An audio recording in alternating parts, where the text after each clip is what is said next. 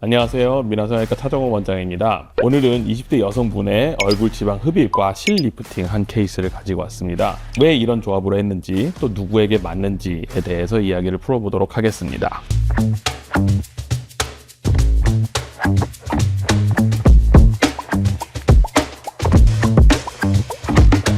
충분히 있을 수 있습니다. 얼굴에 지방만 많은 경우 흡입만으로도 개선되는 경우가 있는데, 지방이 많이 있으면서 처짐이 동반되는 경우가 있거든요. 리프팅의 시술을 통해서 개선을 하는 경우가 많습니다. 비포 사진을 보시겠는데요, 턱 라인 쪽에 지방이 조금 있으면서 입가에도 주름이 살짝 생기기 시작을 하죠. 턱 라인에 있는 얼굴 조직의 처짐과 밑에 부분에 지방이 좀 있어가지고 부피를 줄이면서 더 날렵하게, 흔히 얘기하는 V라인 모습을 원해서 오셨습니다. 후 사진을 보시면 2주 된 사진이라서 부피가 좀 남아있는 상황인데요, 지금 턱 라인이 보다 더 잘 나와 있는 모습을 보일 수 있고요. 볼이 사이즈가 좀 줄어들어 있는 모습이 보이시죠. 옆모습을 보시면 턱 라인이 좀 더 살고 턱 밑에 볼록한 것도 좀 줄어들어 있는 모습을 보이실 수 있습니다. 얼굴이 전반적으로 처져 있고 옆으로 넓어 보이는 느낌이 있었는데, 슬림하게 만들면서 코 부분도 넓혀져 있는 부분이 있어서 좀 오똑하고 높은 코를 원하셔가지고 코 성형도 같이 진행을 했습니다. 이분 같은 경우는 왜 리프팅을 동시에 진행을 했냐면요, 위에보다는 밑에 쪽에 더 볼록한 모습을 보고 있는데요, 얼굴의 탄력도가 좀 떨어지는 편이라서 피부와 옆부 조직이 좀 처지는 현상을 보이고 있었습니다. 이런 경우에는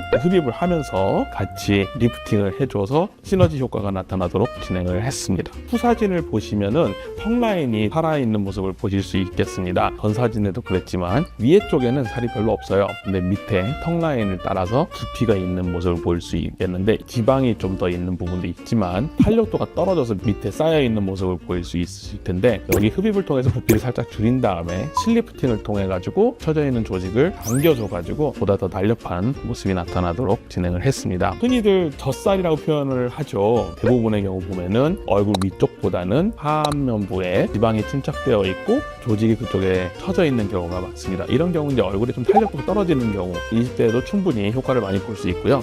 너무 과한 수술을 하는 것보다는 적정선에서 지방 흡입 정도 하거나 필요시에 실리프팅이라든지 해서 좋은 결과를 얻을 수 있습니다. 굉장히 효과가 좋아요. 실리프팅이라는 게 결국 녹는 실리 안에 들어가서 조직을 자꾸 당겨주는 건데요, 이게 무거우면 무거울수록 효과가 사실 좀 떨어지는 부분이 있어요. 근데 흡입을 하게 되면은 부피 자체가 줄어들고 후계도 좀 줄어들죠. 지방 흡입을 통해서 부피를 살짝 줄여주면서 리프팅을 같이 하게 되면은, 첫째, 부피 자체가 줄어들어 있는 효과가 있으니까 안 그래도 리프팅 되는 효과가 있지만, 거기에 더해서 무게 자체가 적으니까 리프팅 되는 것도 효과가 더 좋고 유지 기간도 길 수가 있습니다. 리프팅 수술이라는 거는 오늘의 주제인 실리프팅에 한정해서 말씀을 드리겠습니다. 여러 가지 다양한 종류의 실이 있지만 주로 사용을 하는 좀 두꺼운 실, 두피 안에서부터 해서 얼굴 전반적인 그 축을 지탱하는 강한 실을 기준으로 말씀을 드릴게요. 실은 평생 잡아주는 게 아니고요, 이거는 녹는 실입니다. 안에 조직을 잡아서 당겨주는데, 당겨줌으로 인해서 주변에 조직이 아물면서 콜라겐 형성이 촉진이 되고 상처가 아무는 과정에서 여기가 이제 강하게 잡혀주게 됩니다. 실은 한 6개월, 1년에 걸쳐서 서서히 녹아 없어집니다. 물론 그게 녹아 없어졌다고 바로 내려오는 건 아니죠. 콜라겐 형성이 자극되어 있어서 콜라겐 세포도 많고 해서 조직이 좀 짱짱하게 잡혀는 있는데,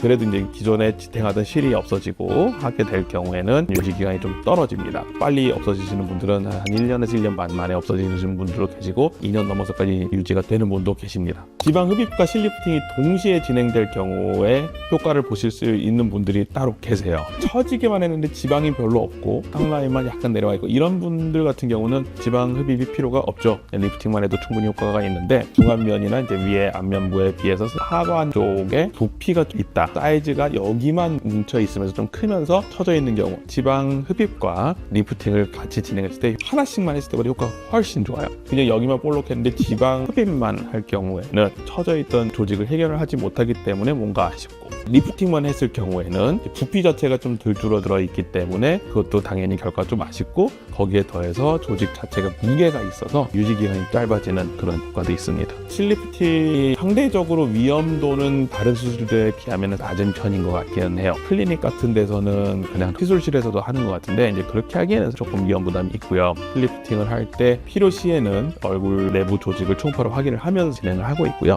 너무 깊이 들어가면은 얼굴에 있는 조직 손상으로 이어질 수 있기 때문에 위험할 수 있죠. 그래서 너무 깊이 안 들어가는 게 중요하고요. 그렇다고 너무 표층으로 가게 되면은 이제 흔히 딤플이라고 그러죠. 이게 너무 커진다. 이제 그것도 사실 썩 좋지는 않잖아요. 적정선에서 하는 게 굉장히 중요하다 생각을 하고요. 숙련된 성형외과 전문의가 하는 경우라면은 이렇게 위험하다고 보기는 어려울 것 같습니다. 실 때문에 부작용이 있는 경우는 그렇게 흔치는 않은 것 같고요. 초반에 약간의 이제 피부가 꺼지는 딤플 같은 게 있을 수는 있습니다. 개인적으로 약간의 딤플은 조금 필요하다고 생각을 해요. 어느 정도는 있어줘야 유지 기간이 깁니다. 수일 이내에 사라지니까 그건 걱정 안 하셔도 될 것 같습니다. 아무리 수면 마취를 한다고 해도 국소 마취를 통해 가지고 진행을 하는데, 마취약이라는 것 자체가 신경을 조금 억제를 시키는 거예요. 그래서 보통 이제 감각신경만 저하가 되면 좋겠지만 가끔 가다가 운동신경도 약간 저하되는 경우들이 있어요. 그러면은 이제 얼굴 한쪽이 이 마취약이 퍼져 있는 동안은 조금 움직이는 게 좀 힘들고, 이제 몇 시간, 길게는 하루 이틀 정도까지 더 현상이 갈 수는 있습니다. 그렇지만 굉장히 다 일시적인 것이고 큰 부작용의 가능성은 매우 적다고 볼 수 있습니다. 오늘 비포 애프터로 보여드린 핵심은 딱 하나예요. 얼굴 윤곽 고민은 지방인지 처짐인지부터 구분해야 한다는 거. 그리고 그 결과에 따라 얼굴 지방흡입, 실 리프팅 아니면 그 둘 다 같이 할지 방향을 결정할 수 있습니다. 영상 다시 보시면서 내가 신경 쓰는 포인트가 턱선인지 볼 아래인지 옆 라인인지를 체크해 보세요. 다음 영상에서는 또 다른 케이스로 조합 설계가 달라지는 기준을 더 쉽게 보여드리겠습니다. 지금까지 미나성형외과 차정원 원장이었습니다. 감사합니다.